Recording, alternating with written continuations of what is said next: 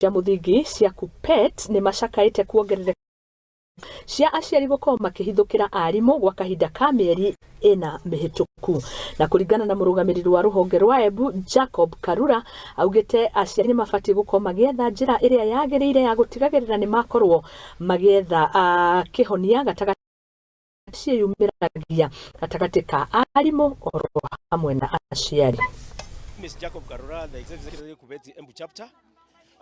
We as teachers, teacher leadership, we are actually angered by the action taken by the parents in this county.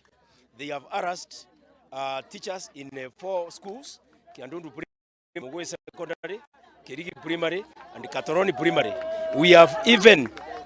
They have even gone a notch higher into beating our teachers.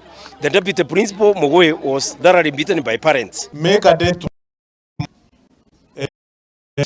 go to Katoroni Primary School, get to understand what is happening there.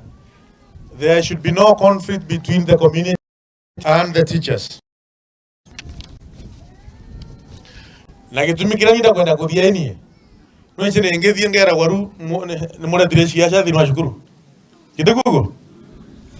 Kwa ndo mande githoge kada. Angatho erojo. Mukerojo krao. Mathi gatororori. Mekare na mwalimu na alimu ara mekore kwe. Mete BOM. Board of Management dire kolgo eko. Mekare ndi maranirie mamenye nindu ikrathi na mbere. Na ndeto cia muthemba ucio tutigo cienda.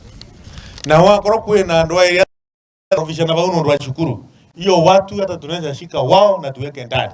The teacher who was beaten at Kirigi Primary, at Kiandundu, they chased the head teacher.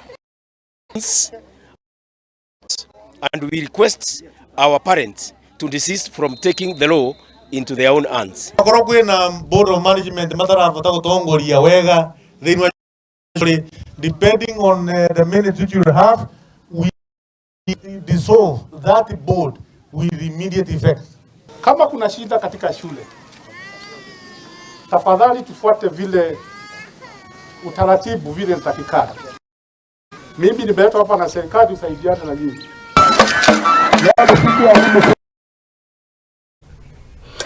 Na